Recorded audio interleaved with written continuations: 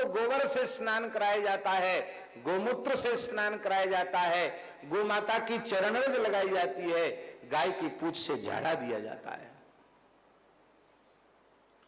तो प्रकृति में विकृति पैदा की मनुष्य ने, और वही विश्व के सामने पर्यावरण की समस्या हुई।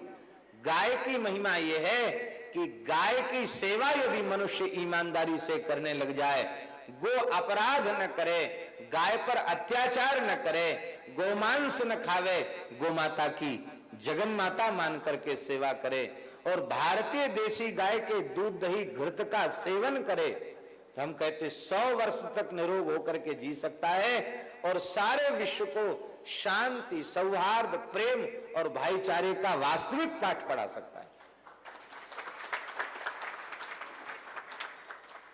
प्रकृति 8 प्रकार की है। आज महाराज जी, आज का विज्ञान तो केवल स्थूल प्रकृति तक पहुंच पाए, सूक्ष्म प्रकृति की ओर वो गया ही नहीं। अभी केवल स्थूल प्रकृति में विकार हो गया है, विश्व व्याप्त हो गया, पर्यावरण बिगड़ गया है, इसके लिए सारा विश्व चिंतित है।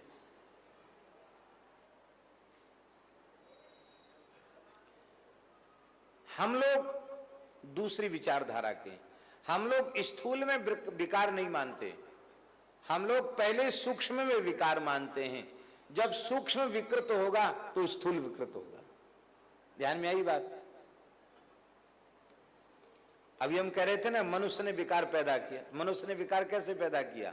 उसका मन खराब हो गया, उसकी बुद्धि खराब हो गई, उसका चित्त खराब हो गया, उसका अहंकार बिगड़ गया, जिसको हम लोग अंतःकरण चतुष्टय कहते हैं। उसका अंतःकरण चतुष्टय बिगड़ गया तो विकृत मानसिकता वाले मनुष्य ने भगवान की बनाई हुई सहज निर्मल प्रकृति में भी विष घोल दिया।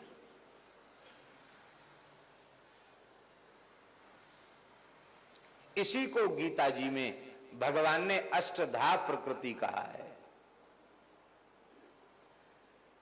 भूमिरापो नलो वायु खम मनो बुद्धिरेव च अहंकार इति में भिन्ना प्रकृतिरष्टधा। ये अष्टधा प्रकृति है।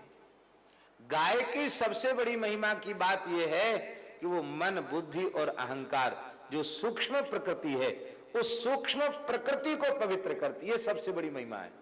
जब सूक्ष्म प्रकृति पवित्र हो जाएगी, मनुष्य पवित्र हो जाएगा, उसमें रजोगुण तमोगुण नहीं रह जाएगा, तो भगवान की बनाई हुई सृष्टि का आदर करने लग जाएगा। विनाश नहीं होगा, विकास होगा। आज विकास के नाम पर विनाश हो रहा है। बहुत विकसित हुए, इतने बम और इतने रासायनिक जैविक हथियार बन गए। एक बार हमने अखबार में पढ़ा था कि सारी दुनिया को कम से कम 40 बार खत्म किया जा सकता है, इतना विस्फोटक तैयार हो गया। इसको विकास कहोगे कि विनाश? विनाश है। आदमी पागल हो गया है, सही कहो तो पागल हो गया। पढ़े लिखे लोग पागल हो गए। गाय धरती को शुद्ध करती है। गाय के गोबर गोमूत्र से धरती शुद्ध होती है। जल तत्व को शुद्ध करती है, अग्नि तत्व को शुद्ध करती है, वायु को शुद्ध करती है, आकाश तत्व को शुद्ध करती है गाय। इसकी विस्तृत व्याख्या का अवसर नहीं है, क्योंकि बार बार घड़ी संकेत कर रही है। लेकिन आप विचार करेंगे, सूत्रात्मक रूप में हमने आपको विचार दिए हैं, आप विचार करेंगे तो आप समझ जाएंगे कि विश्व की सारी समस्याओं का समाधान केवल एक गो रक्षा से हो सकता है, केवल गो पालन से हो सकता है, केवल गो संवर्धन से हो सकता है। और हमें विश्वास है, हम भारत में गोवध बंद हो, इसकी बात महाराज जी इसलिए कह रहे हैं कि जब भारत में गोवध बंद हो जाएगा और भारत सारे विश्व के सामने, भारत में पुनः स्वर्ण युग आ जाएगा, सतयुग आ जाएगा, यहां के लोग ओजस्वी, तेजस्वी और बलिष्ठ हो जाएंगे, तो सारा विश्व फिर भारत से प्रेरणा प्राप्त करेगा।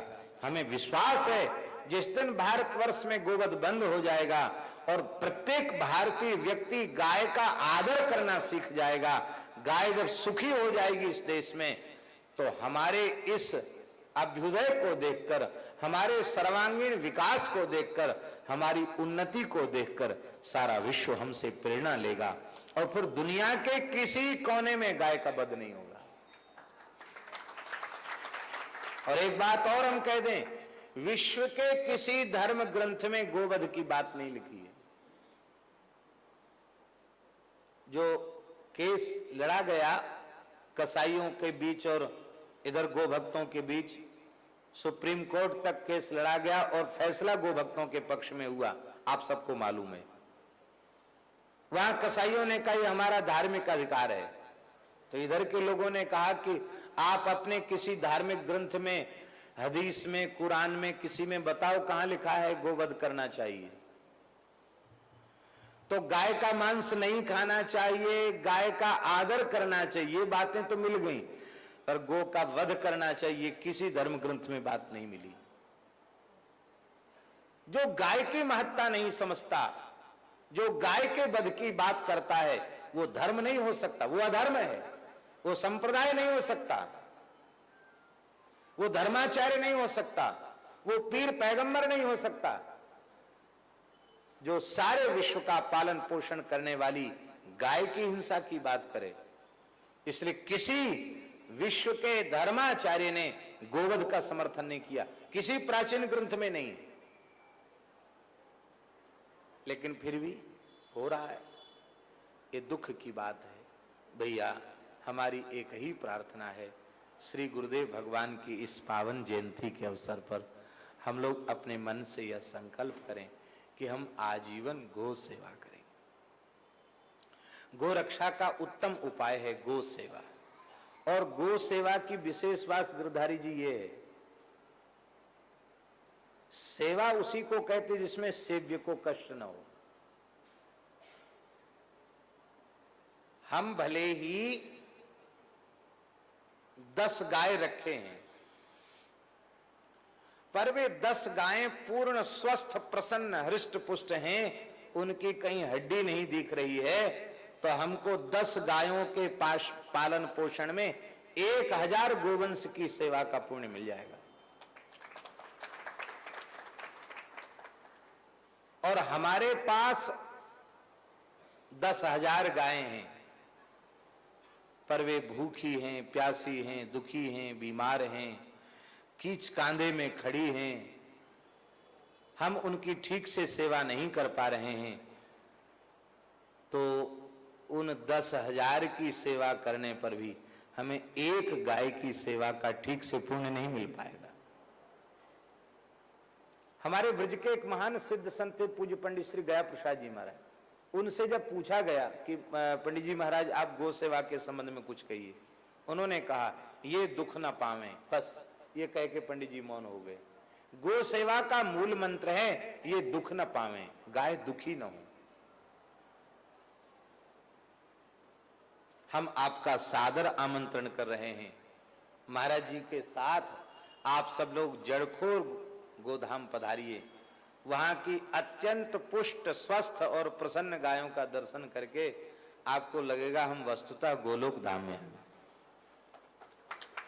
यद्यपि वहां इस समय 2300 गोवंश है, लेकिन इसके बाद भी उनकी खुराक, उनके भोजन, उनके बाड़ों पर इतना ध्यान दिया जा रहा है। और ये बात हम बार बार कहते हैं कि भाई देखो, यदि गाय दुखी होगी तो फिर हम हाथ जोड़ लेंगे, अलग हो जाएंगे, हम नहीं रहेंगे। और ये बात पक्की कर लो, और संसार के कार्य तो कोई एक व्यक्ति भी कर सकता, पर गो सेवा का कार्य इतना महत्वपूर्ण है कि वो एक व्यक्ति से होने वाला नहीं है, उसके लिए सबका सहयोग चाहिए। ये तो सौभाग्य है इस आश्रम का, हम सामने प्रशंसा नहीं कर रहे हैं, लेकिन गिरधारी जी इतने समर्पित व्यक्ति हैं, ये दिन रात सेवा में लगे रहते हैं, ये अच्छी बात है। नहीं तो महाराज इतना समय देने वाला कौन है, इतनी सेवा करने वाला कौन है? आवश्यकता है जितना ये समय और श्रम दे रहे हैं, सेवा कर रहे हैं, इनको यदि आप 10-5 सहयोगी और उपलब्ध करा दें तो महाराज क्या कहना, है, क्या कहना, अद्भुत कार्य होगा। विजय से भी हमने यही बात कही थी, अकेले का काम गौ सेवा नहीं है। न केवल पैसे से गौ सेवा हो सकती और न केवल एक आदमी से गौ सेवा हो सकती। वहां तो धन की आवश्यकता तो है, पर धन से ज्यादा मन और तन की जरूरत है। आप शरीर और मन दोनों वहां लगाओ, पहली जरूरत ये, क्योंकि रुपए तो खाएंगी नहीं गाय, उनको तो सेवक चाहिए।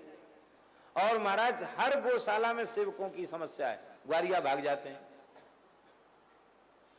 तो हर गौ सेवक को दूध काढ़ना आना चाहिए, सानी बनाना आना चाहिए, गोबर उठाना आना चाहिए, और गाय की छोटी मोटी बीमारी को भी दूर करना आना चाहिए। ये यदि आता है तो ठीक है। आप गाड़ी तो बढ़िया चलाते हैं और कहीं आपका टायर पंचर हो गया और जोड़ना नहीं जानते, तो अब आपको मैकेनिक उपलब्ध नहीं है, तब क्या करोगे?